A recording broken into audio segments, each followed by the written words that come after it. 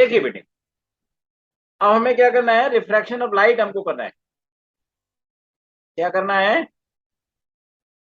Refraction of light हमको करना है। मेरी आवाज आ रही है ठीक से नहीं? हाँ मामी जी।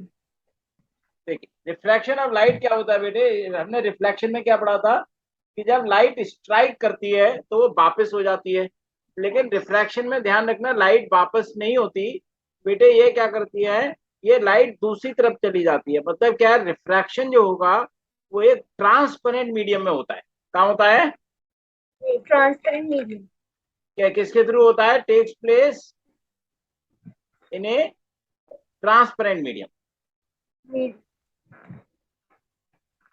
ये मतलब क्या है बेटे कि यदि हमें रिफ्रैक्शन के लिए ट्रांसपेरेंट मीडियम का होना बहुत जरूरी है।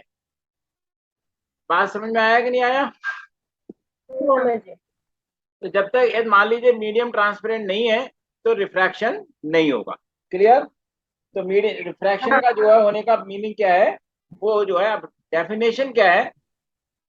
देखिए, जैसे मान लीजिए ये बेटे लाइट है, सॉरी ये एक मान लीजिए कोई ग्लास स्लैब है। क्या है ये? Glass slab. ग्लास स्लैब जानते हो क्या होता है बेटे? ग्लास से बना हुआ कोई टुकड़ा उससे। हाँ, जैसे ग्लास का जो रेक्टेंगुलर स्लैब है ये, ठीक है। मान लीजिए इस पर लाइट हमारे पास ऐसे ओब्लिकली आ रही है। ध्यान रखना यहाँ पर लाइट का ओब्लिक होना बहुत जरूरी है। तो ये क्या होगा बेटे, इसका लाइट का पाथ चेंज हो गया। वैसे ऐसे सीधे जानी चाहिए, नहीं जानी चाहिए, हाँ। लेकिन ये ऐसे ना जाकर के कहा जा गई, वो ऐसे आ गई। मतलब इसका क्या हुआ, पाथ चेंज हो गया। अब जब यहां से भी बाहर निकली तो दोबारा पाथ पाथ चेंज हो गया। समझ में आया कि नहीं आया? तो देखिए हाँ। पहली बार जैसे मान लीजिए ग्लास की स्लैब थी। ये जैसे देखिए ग्लास की स्लैब इस टाइप से होती है।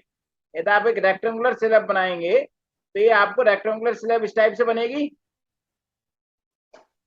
आया ना? हाँ मामी जी। अब जैसे ये वाली सरफेस थी यहाँ पर ऐसे आई है यहाँ पर, तो ये ऐसे इस वाली सरफेस पे गई और यहां से इस वाली सरफेस से ऐसे वापस आई है। ये ध्यान रखिएगा, क्योंकि यहाँ हम 3 डायमेंशनल फिगर नहीं बना सकते, इसलिए हम क्या करेंगे यहाँ पर, इसको जो है यहाँ पर हम सिर्फ रेक्टेंगुलर शेप में बना देते। बात समझ में आ गई नहीं आ गई? हाँ मामी। तो ये जो है इस तरीके से हमारा ये ग्लास स्लैब से रिफ्लेक्शन होगा। तो मतलब क्या हुआ, the change in direction of change in direction of path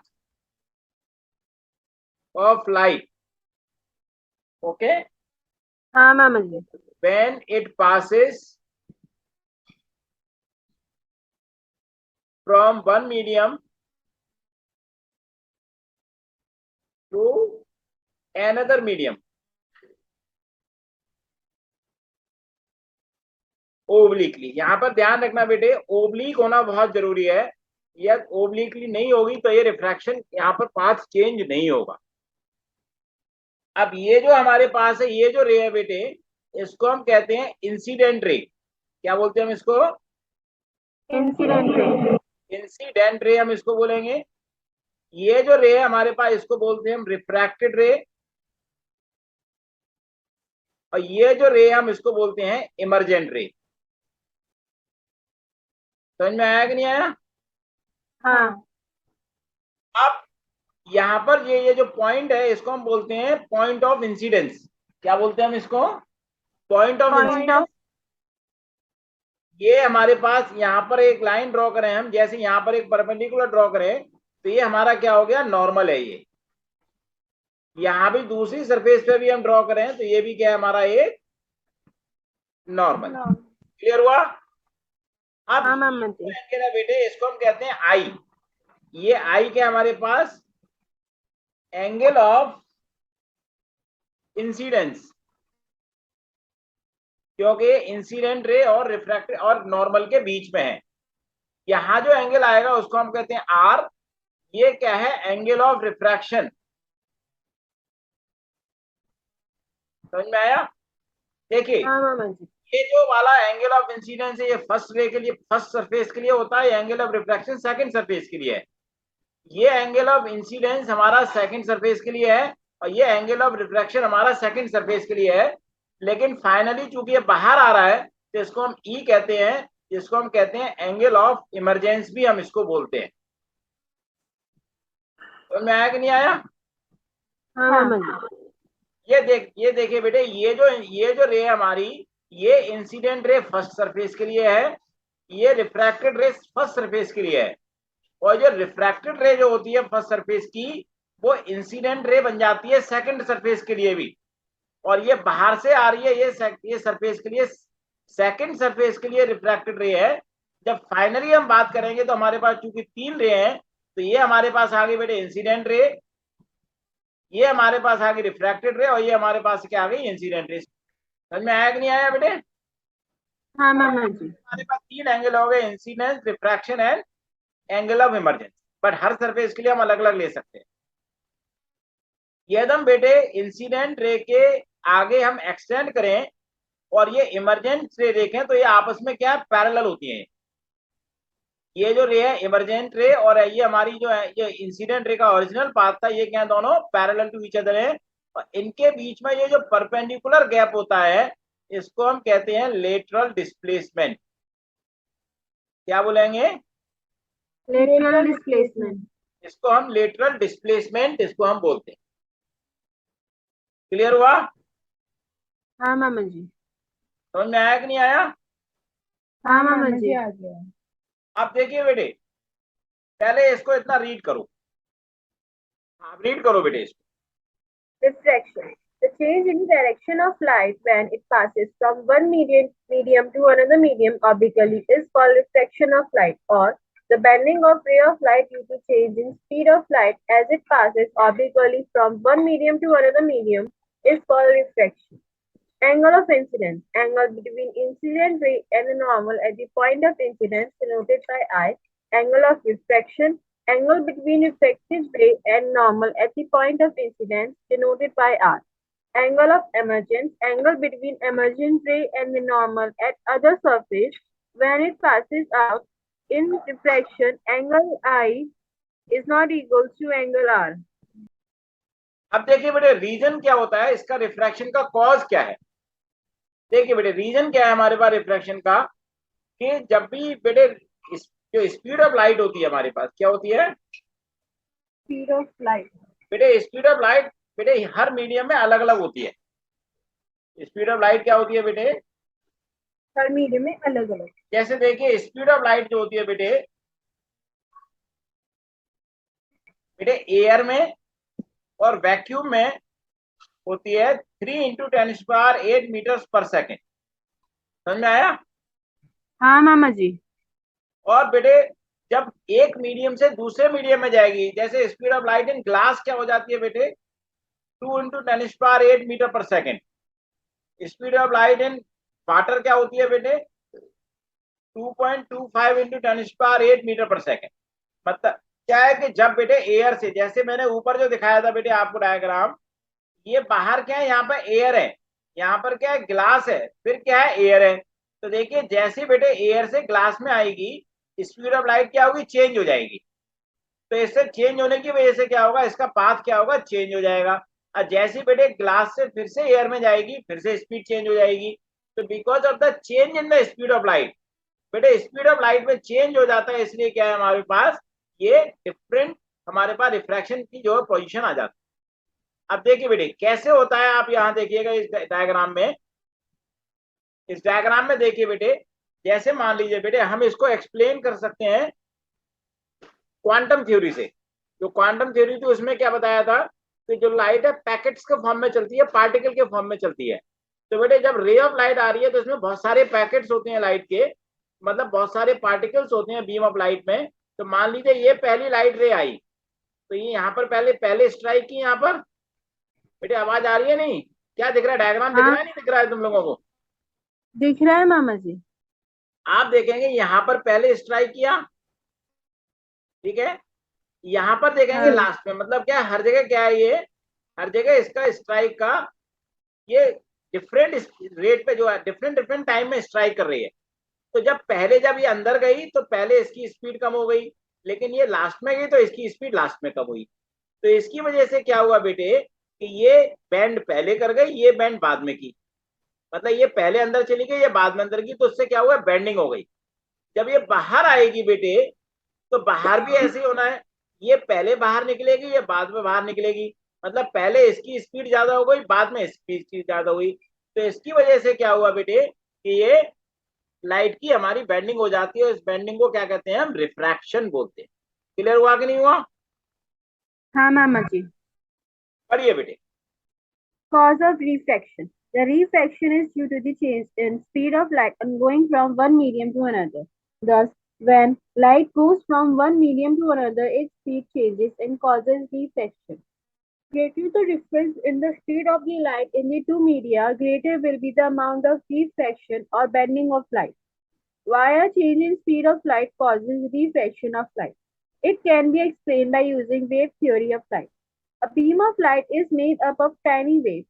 When a beam of light consisting of light waves are traveling in a certain medium falls obliquely at an angle on the boundary of another medium, then one part of the waves enters into the other medium first and its first speed changes first, but the rest of the wave enter the other medium a little later and its speed changes a little later.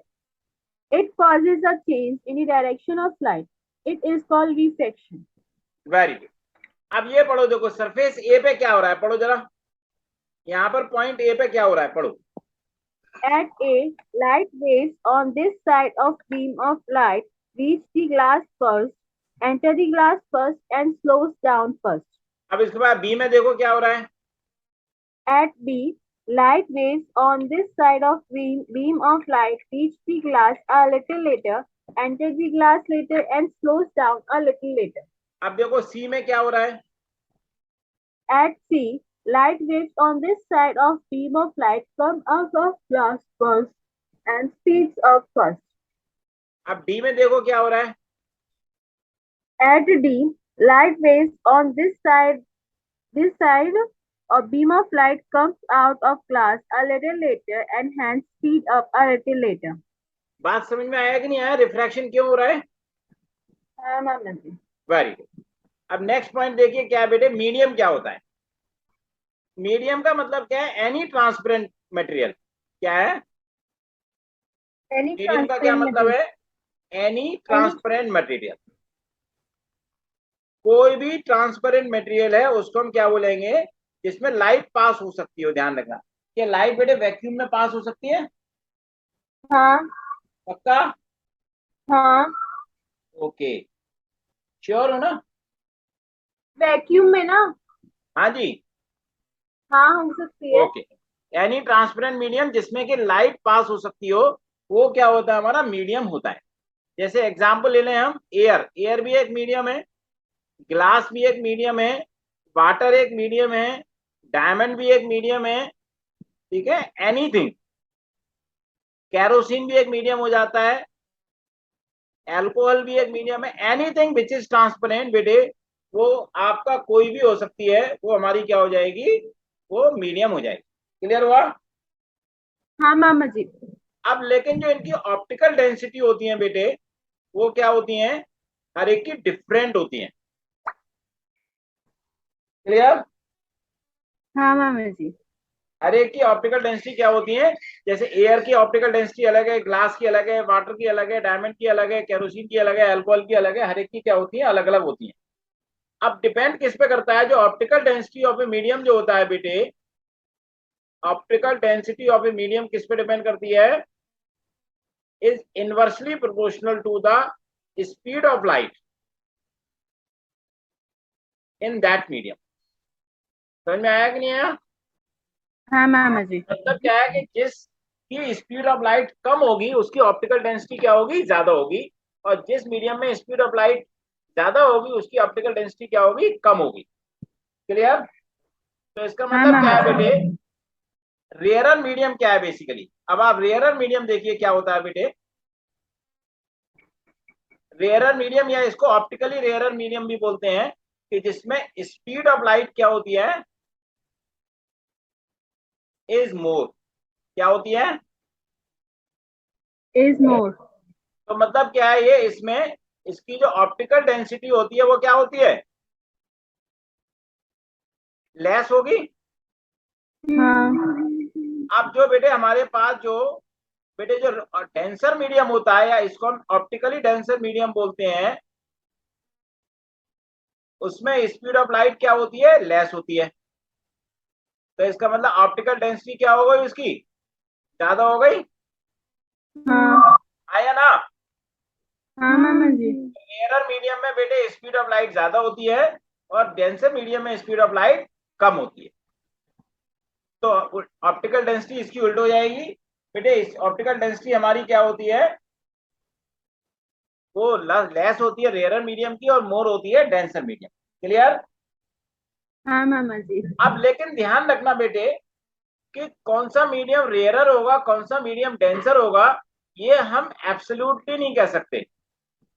हम ये नहीं कह सकते कि air rarer है या water rarer है, या ग्लास डेंसर है या वाटर डेंसर है। We can not say anything absolutely.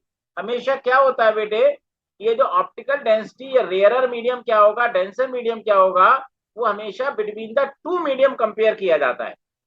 ध्यान रखना बेटे, रिफ्रैक्शन जो है it is not a phenomena of just one medium, it is always a phenomena of two medium minimum. बात समझ में आया? हाँ मामा जी। यदि सिंगल मीडियम में है तो कोई भी रिफ्रैक्शन नहीं होगा। रिफ्रैक्शन तभी होगा जब दो मीडियम होंगे और दोनों की ऑप्टिकल डेंसिटी डिफरेंट होंगी, मतलब दोनों की स्पीड ऑफ लाइट में डिफरेंस होगा, तभी जो है बेटे रिफ्रैक्शन होगा। अदरवाइज रिफ्रैक्शन नहीं होगा। बात समझ में आया कि नहीं आया? हाँ।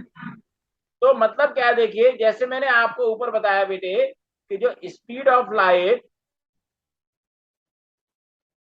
हमारी एयर में क्या है, क्या बताई थी आपको? 3 × 10⁻⁸ मीटर पर सेकेंड। हाँ। Speed of light in water क्या बताई थी आपको? 2.25 × 10⁸ मीटर पर सेकेंड। और speed of light in air in glass क्या बताई थी आपको बेटे? नॉर्मल ग्लास 2 × 10⁸ मीटर पर सेकेंड। समझ में आया कि नहीं आया? तो मतलब क्या है, जो speed of light in air है वो ज्यादा है, स्पीड ऑफ लाइट इन जो वाटर है वो कम है, और speed of light in glass है वो क्या है? उससे भी कम है। तो इसमें से कौन सा मीडियम रेयरर, कौन सा मीडियम डेंसर होगा, ये डिपेंड करेगा हम कौन से दो मीडियम ले रहे हैं। समझ में आया? हाँ। अब जैसे बेटे हम एक मीडियम एयर और ग्लास ले रहे हैं, जैसे मैंने सबसे ऊपर आपको सिखाया था स्टार्टिंग में। तो एयर क्या हुआ हमारा? रेयरर मीडियम हो गया क्योंकि स्पीड ऑफ लाइट ज्यादा है। ग्लास क्या हुआ हमारा? डेंसर मीडियम हो गया क्योंकि स्पीड ऑफ लाइट कम है। यदि हम यही बेटे एयर और वाटर ले लें, तो स्पीड ऑफ लाइट हमारी ये एयर में ज्यादा है तो ये रेयरर हो गया, और वाटर में कम है तो ये क्या हो गया? डेंसर हो गया। तो अब हम क्या करें बेटे, ग्लास और वाटर दोनों ही डेंसर है, यस सुनो? आया ना? हाँ मामा जी दोनों है। नहीं, एब्सोल्युटली नहीं कह सकते। अब हम मान लो बेटे वाटर और ग्लास ले लें। देखिए वाटर में जो स्पीड ऑफ लाइट है हमारे पास वो क्या है? 2.25 × 10⁸, और ग्लास में स्पीड ऑफ लाइट क्या है हमारे पास? 2 × 10⁸ मीटर पर सेकेंड। तो जब हम वाटर और ग्लास लेंगे तो वाटर क्या हो गया बेटे? रेयरर हो गया, और ग्लास क्या हो गया हमारे पास? ये डेंसर, हमारे पास ये मीडियम हो गया। क्लियर हुआ कि नहीं हुआ? हाँ मामा जी। मतलब क्या है कि बेटे जब हमने वाटर को एयर के साथ किया तो वो डेंसर था, जब वाटर को ग्लास के साथ किया तो क्या हो गया? वो रेयरर हो गया। तो मतलब क्या है बेटे, हमेशा कौन सा रेयरर होगा, कौन सा डेंसर मीडियम होगा, हमेशा किस बात के ऊपर डिपेंड करेगा कि हमारे दो मीडियम क्या हैं, उनकी ऑप्टिकल डेंसिटी क्या है। जिसकी ऑप्टिकल डेंसिटी ज्यादा है वो डेंसर मीडियम होगा, जिसकी ऑप्टिकल डेंसिटी कम है वो रेयरर मीडियम होगा। मतलब क्या है, जिसकी स्पीड ऑफ लाइट ज्यादा है वो तो हमारा क्या होगा? रेयरर मीडियम हो गया, जिसकी स्पीड ऑफ लाइट कम है वो क्या हो गया? हमारा डेंसर मीडियम हो गया। हमेशा दो मीडियम के बीच में हमको कंपेयर करना है। बात समझ में आया कि नहीं आया? हाँ मामा जी। ओके, पहले इतना रीड करो फिर बाद में आगे समझाता हूँ। पढ़ो। Optically rare denser medium. A transparent substance in which light travels is known as medium. Example: air, glass, certain plastics, water, kerosene, alcohol, etc. Optical density of different media is different. Optical density of a medium is inversely proportional to the speed of light in that medium. Optical density of a medium inversely proportional to speed of light in that medium. So speed of light in rare medium is greater than speed of light in denser medium. Optically rarer medium. A medium in which the speed of light is more is known as optically rarer medium. Optically denser medium. A medium in which speed of light is less is known as optically denser medium. Very good, पढ़ो बेटे। Optically rarer medium and optically denser medium. Speed of light in vacuum and air 3 into 10 to the power 8 meter second. Speed of light in water 2.225 into 10 to the power 8 meter per second. Speed of light in glass 2 into 10 to the power 8 meter per second. Speed of light in air is greater than speed of light in water is greater than speed of light in glass. So air is optically rarer medium than water and glass. Glass is optically denser medium than water and air. Water is optically denser than air but optically rarer than glass. Optical density and mass density are two different separate properties of a material and are in no way linked with each other. एक minute बात सुनो बेटे। Mass density वो होती है जो हम पढ़ते हैं नॉर्मली किसी सब्जेक्ट ऑब्जेक्ट की डेंसिटी, जैसे वाटर की डेंसिटी 1 होती है और बाकी उसकी अलग होती है। और ये ऑप्टिकल डेंसिटी है, मतलब ये कि स्पीड ऑफ लाइट कैसी होगी, मास डेंसिटी अलग होती है, ऑप्टिकल डेंसिटी अलग होती है। क्लियर? हाँ। तो आगे optical denser medium may not possess greater mass density. Example: kerosene is optically denser than water, although its mass density is less than water. Very good. अब देखिए ये बेटे, आपको ये वाला आपको समझना है कि रेयर मीडियम में ऐसे लाइट जाती है और डेंसर मीडियम में लाइट आती है तो क्या होता है। देखिए बच्चे, आप जो सारा नोट करते जा रहे हो, नहीं करते जा रहे हो? हाँ मामा कुछ जी नोट नहीं कर रहे हैं।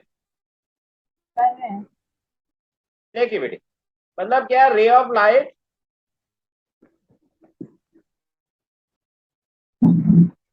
Going from rarer medium to denser medium, rarer to denser medium, rarer to denser में जा रहा है। मतलब क्या है, एग्जाम्पल एयर टू ग्लास। जैसे एयर हमारा रेयरर है, ग्लास हमारा क्या है, डेंसर मीडियम। तो मतलब क्या होगा, जब ऐसा होगा तो इट बेंड्स टूवर्ड्स नॉर्मल। बेटे नॉर्मल की तरफ क्या होती है, ये बेंड कर जाती है। कैसे देखिएगा बेटे, जैसे मान लीजिए हमारा ग्लास स्लैब है, ये ऐसे रे आ रही है हमारे पास, इंसिडेंट रे है ये, और ये ऐसे टूवर्ड्स द नॉर्मल। जैसे ये ऐसा है बेटे, ये आप देखो ये नॉर्मल है, तो आप देखो ये नॉर्मल की तरफ झुक रही है, नहीं झुक रही है ये? हाँ मामा जी। इसमें क्या होगा बेटे, एंगल ऑफ इंसिडेंस क्या होगा, ज्यादा होगा, एंगल ऑफ रिफ्लेक्शन क्या होगा, कम होगा। ये क्या हमारा इंसिडेंट रे है और ये क्या हमारी रिफ्रैक्टेड रे है, और यहाँ पर हमारा angle of incidence is greater than angle of refraction, ये हमारा हो जाए। क्लियर हुआ?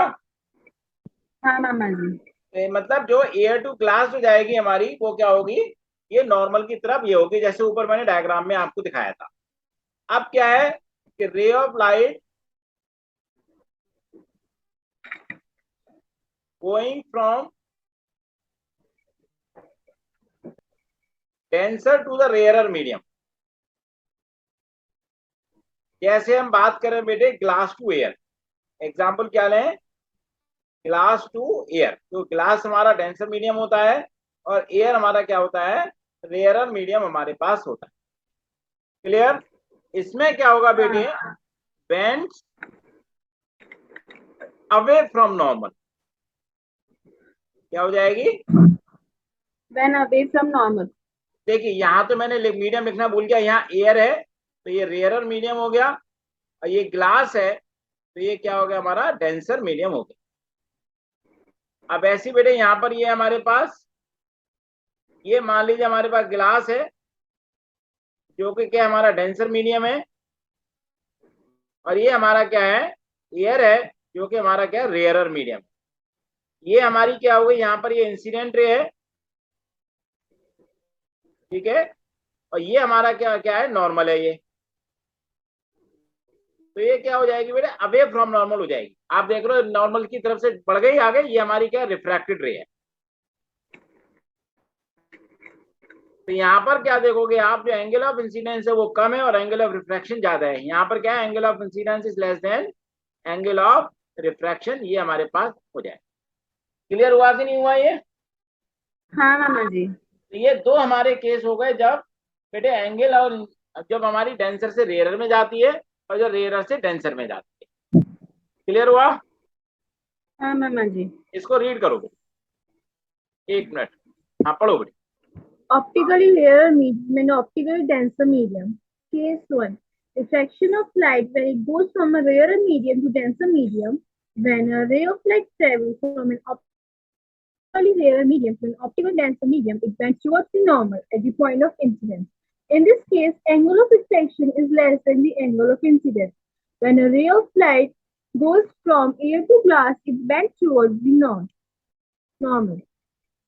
Case 2. Refraction of light when it goes from a denser medium to a rarer medium. When a ray of light travels from an optically denser medium to an optically rarer medium, it bends away from the normal at the point of incidence. In this case, angle of refraction is more than the angle of incidence. When a ray of light goes from glass into air or water into air, it bends away from the normal.